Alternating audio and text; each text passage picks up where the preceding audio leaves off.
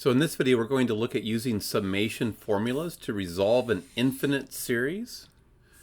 So the example says compute the sum from I equal 1 to infinity of I plus 2 over 5n squared. So this is an infinite series because if we were to expand it out starting at 1 and incrementing by 1s, this summation wouldn't end, so it's infinite.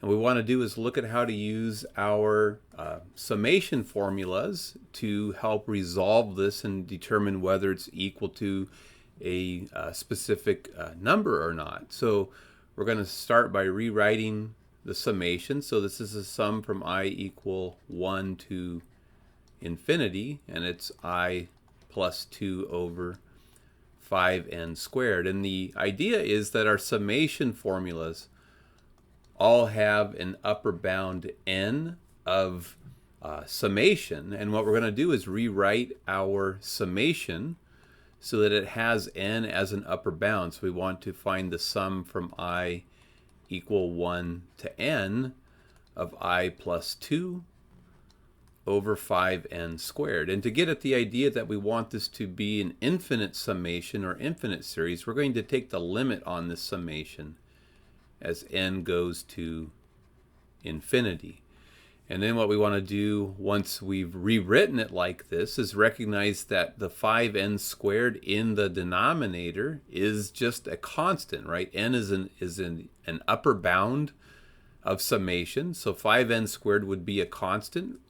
So I can factor that out using this summation formula here where it says if you have a constant times an indexed term, you can factor the constant out of the summation. So this would equal the limit as n goes to infinity of 1 over 5n squared times the sum from I equal 1 to n of just I plus 2.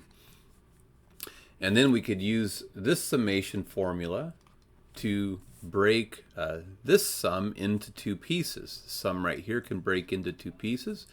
So here I would get the limit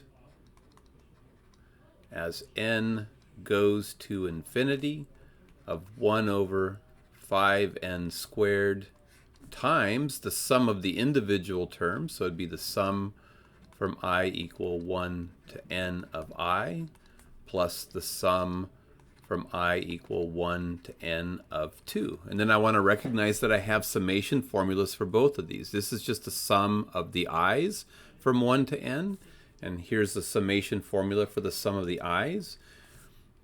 So I'm going to start to rewrite things using the summation formula. So I'm going to take the limit as n goes to infinity of 1 over 5n squared times the sum of the i's.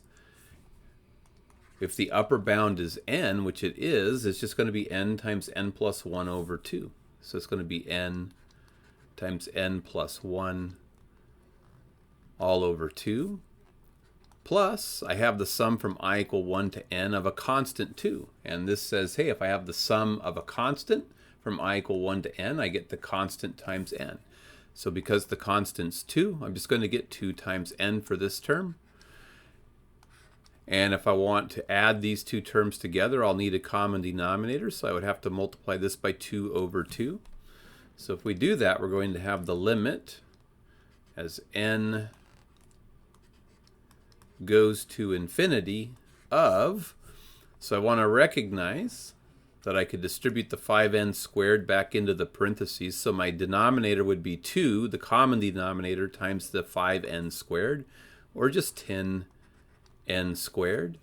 And in my numerator, I'd have n times n is n squared, and it would be plus n times 1 is n, so I'd get plus n plus 2 times 2 is 4n, and n plus 4n is 5n. So in the denominator, I would get plus 5n's. And what I want to recognize is that this is a rational function. This right here is just a rational function. right? I have a quadratic in n in the denominator. Think of this as being an x squared plus 5x. It's just a polynomial in variable n.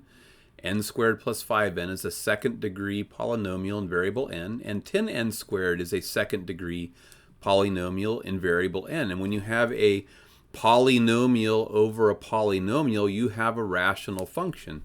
And what you learned in pre-calculus, and what we revisited again during the first 2 weeks of Calc 1, was that if we have the limit as n goes to infinity of a rational function, that we only need to worry about the highest degree term in the numerator and the highest degree term in the denominator. So this limit is actually going to equal n squared over 10n squared. We can take the limit as n goes to infinity of n squared over 10n squared. And if you remember, the reasoning for this was that if you break it into two pieces, if you look at the limit as n goes to infinity of the 5n right here